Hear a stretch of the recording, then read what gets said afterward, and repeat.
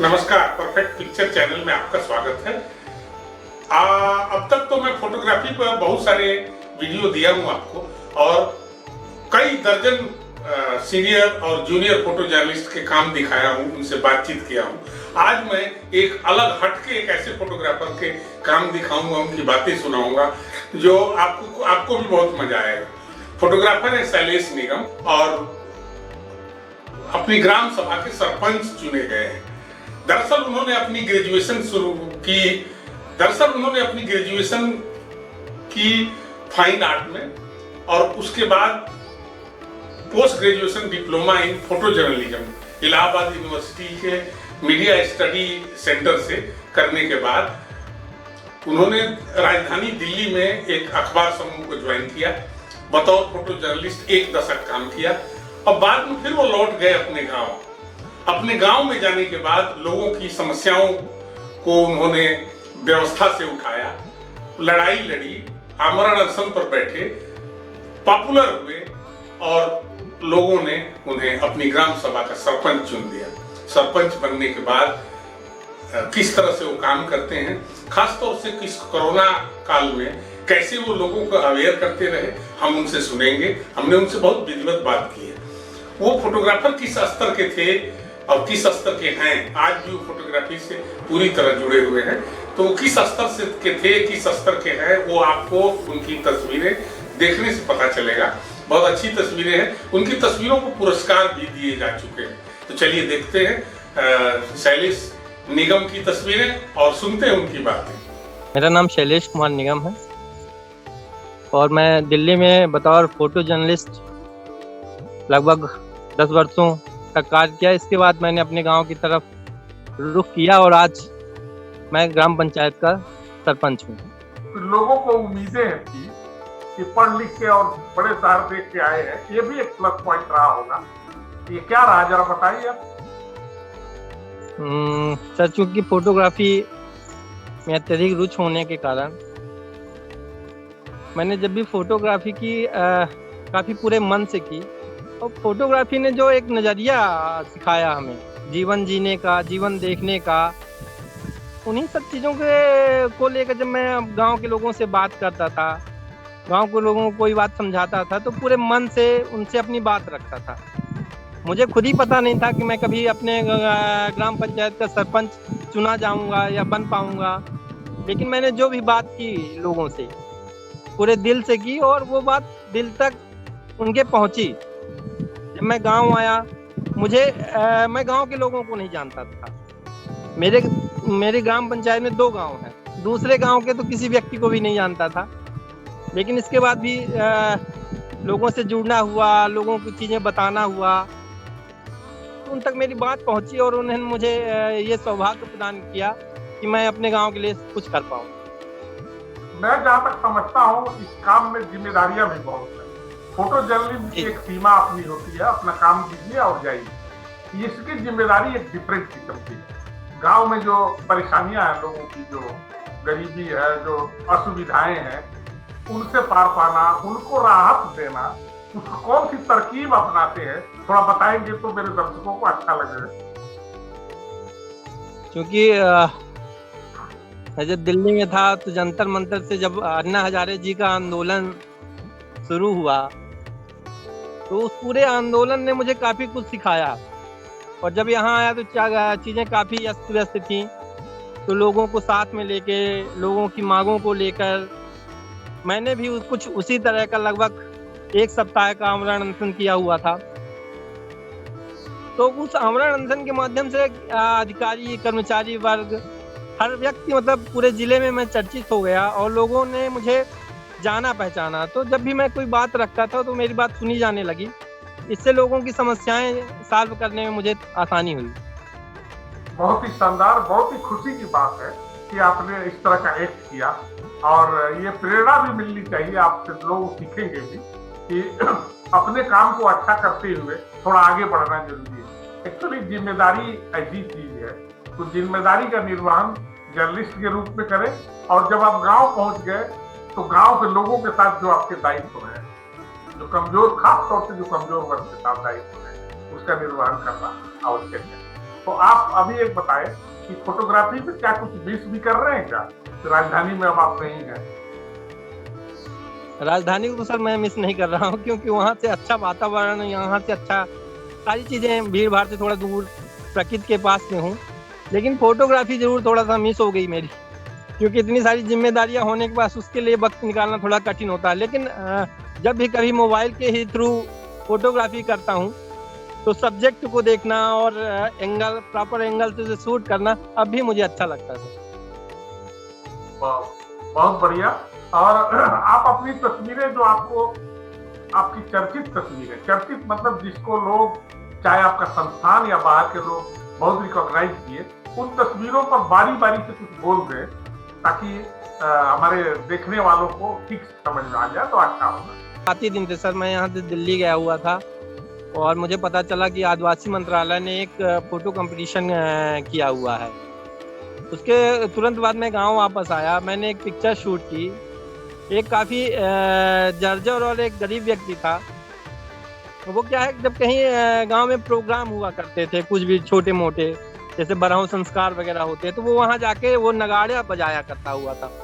लेकिन उस व्यक्ति का ये था सर, उसने कभी ऊपरी कपड़े कभी नहीं पहनता था। उसकी इतनी गरीबी थी और मतलब चाहे ठंड हो चाहे बरसात हो, हमेशा वैसे रहता था।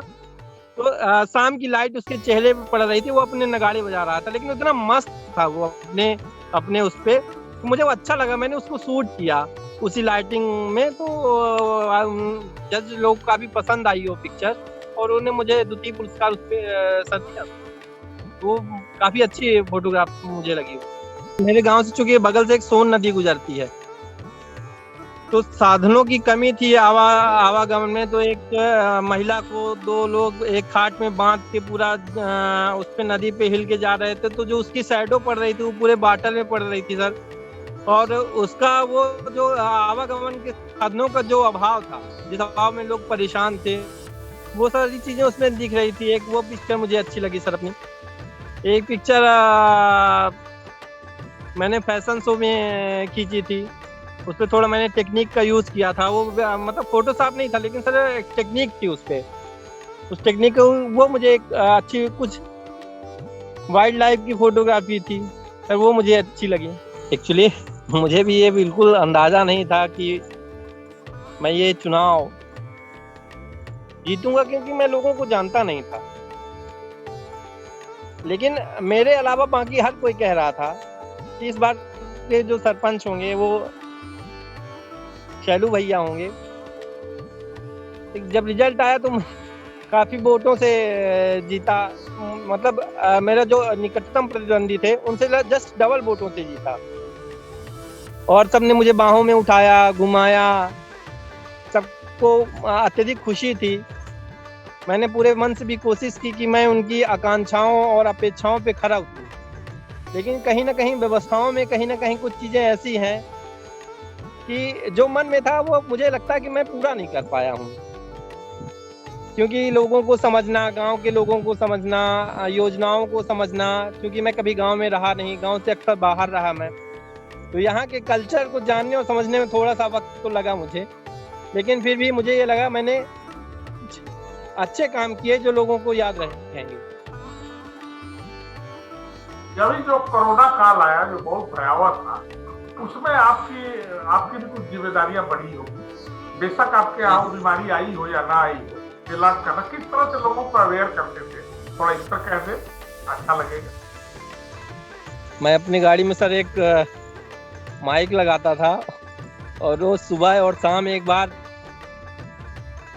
लेके निकलता था, और जो भी चीज़ें थी, जो भी गाइडलाइंस थी, जो भी न्यूज़ चैनल या कि बाकी चीज़ें ऐड के माध्यम से मैं उन्हें लोगों तक सुनाता था। लोगों को लेके उनके घर घर को, मतलब हर जगह घूमता था, लोगों को समझाता था, मास्क लगाने के लिए कहता था, हाथ सैनिटाइज ना करें लेकिन हाथों को बार बार साबुन से धोएं। मतलब ये कई सारी चीज़ें थी जो मैं लोगों तक रखता था और लोगों ने उस पर ध्यान दिया। इसलिए आज तक मेरे गाँव में कोई ऐसी समस्या हुई नहीं सर। बहुत ही खुशी की बात। अभी जो वैक्सीनेशन चल रहा है, इसमें भी इन्वॉल्वमेंट होता होगा? जी जी। शुरू में कई भ्रांतियां थी लोगों के मन में, तो लोगों ने शुरू में तो अवॉइड किया, लेकिन जब निरंतर प्रयास किए गए तो अब वो एक उत्साह सा हो गया है लोगों में। अब तो यहाँ ये हालात होती है कि पता चलता है कि लोग खड़े हैं, लाइन में लगे हैं, लेकिन वैक्सीन की शॉर्टेज हो जा रही है। तो अभी तो ये निरंतर चल रहा है सर। मैं आपके माध्यम से अपने देखने वालों को नया चीज अपने हिसाब से पेश कर रहा हूँ। एक फोटो जर्नलिस्ट गांव में है, सरपंच है, अवेयर है और वो लगा हुआ है, तो उसको और फोटोग्राफी जिसको अच्छी समझ हो, तो इसलिए बहुत ज्यादा इम्पोर्टेंट है कि दूसरे चीजों को भी आप बताते रहें। मैं जब अपने खेतों की ओर जाता हूँ सर, तो एक्चुअली जितने भी मानसिक जो तनाव होता है मैं भूल जाता हूँ। मुझे फिर कुछ याद नहीं रहता, क्योंकि जब खेतों में आदमी पहुंचता है तो सिर्फ खेत के अलावा सब कुछ नजर नहीं आता, और एक आत्मिक जो सुख होता है खेतों में जाके, क्योंकि वहाँ कोई व्यक्ति सृजन करता है। जब कोई व्यक्ति सृजन करता है तो मानसिक तनाव अपने आप दूर हो जाता है। क्योंकि मेरे गाँव का जो जियोग्राफी है वो बहुत अच्छी है, बगल से सोन नदी गुजरती है, पहाड़ों के बीच में बसा हुआ है। तो खेती का तो सर अपना एक अलग आनंद है, वो आनंद कहीं नहीं है। वैसे भी फोटोग्राफर थोड़ा हाशिए में तो रहता है, लेकिन कहते हैं कि सर एक फोटोग्राफ्स 1000 शब्दों के बराबर होती है। तो फोटोग्राफ्स का कभी महत्व कम नहीं होने वाला, लेकिन चूंकि उसको उस तरह से रिप्रेजेंट करना होगा, उसको समझने वाला, जैसे समझने वाले संपादक हों, अपने फोटो एडिटर होते हैं, संपादक होते हैं, लेकिन कहीं ना कहीं थोड़ा सा फोटोग्राफरों के लिए निरंतर समस्याएं तो पैदा हुई हैं। मुझे तो ये लगता है एक अच्छा फोटोग्राफर को कभी मतलब समस्याओं का सामना भी नहीं करना पड़ेगा। वो उसके पास इतना हुनर रहता है कि वो अपने हुनर के थ्रू मतलब कभी उसके अगर हाथों में उसकी कला है तो उसको जीवन संबंधी समस्या कभी होने वाली नहीं है। क्योंकि अभी भी लोगों में क्रेज है फोटोग्राफी का, मोबाइल का प्रचलन ज्यादा हो गया है, लेकिन इसके बाद जो फोटोग्राफर, फोटोग्राफी का एक नजरिया होना चाहिए कि मुझे कब क्या और कैसे कौन सी चीज शूट करनी है। प्रॉपर वे पे शूट करे तो लोगों को पसंद आती है। मतलब जिंदा तस्वीरें होनी चाहिए, मतलब कैंडिड तस्वीरों का अलग आनंद है। तो आप कैंडिड फोटोग्राफी जब करते हैं तो आप मतलब कोई ऐसी फोटोग्राफ्स होती है जिसे आप देख के मुस्कुरा उठते हैं। फोटोग्राफी ऐसी होनी चाहिए, ये नहीं कि बस एक हमने एक अवसर को कैद किया। अवसर नहीं, हमको एक जीवन को कैद करना है, और जब जीवन को कैद करते हैं तो उस फोटोग्राफरों का महत्व लोग समझते हैं। ऐसा नहीं है सर। दिल्ली वालों को और बड़ी शहरों में काम करने वाले फोटोग्राफर्स को क्या कहना चाह रहा है एक ऐसा फोटोग्राफर जो गांव जाके बस गया और वो सरपंच, उसका क्या संदेश? मैंने गांव में आके देखा सर, संभावनाएं गांव में असीम संभावनाएं हैं। मुझे ऐसा लगता है गांव में रह के ही बहुत कुछ किया जा सकता है।